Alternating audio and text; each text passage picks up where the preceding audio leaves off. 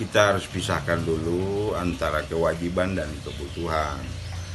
Karena kewajiban itu suatu hal yang harus diadakan perda, harus ada peraturan-peraturan. Ini kebutuhan, murni kebutuhan di lapangan. Lalu kebutuhan itu kan yang untuk sementara saat ini yang baru kami pindahkan itu baru 5 jenazah.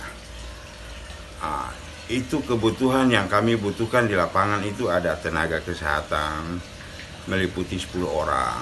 Satu orang itu satu kali tindakan saya memberikan mereka itu 1 juta. Dikali saja jadi 10 juta.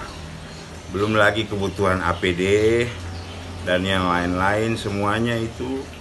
APD saja sekarang udah bisa mencapai 400.000 per item.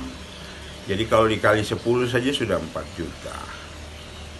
Jadi belum masker, belum handskun.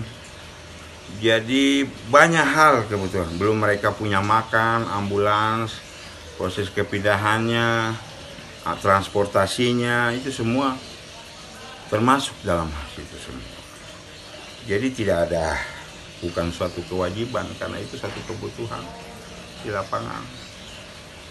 Jadi itu saja yang bisa kita sampaikan. Terima kasih sudah nonton. Jangan lupa like, subscribe, dan share ya.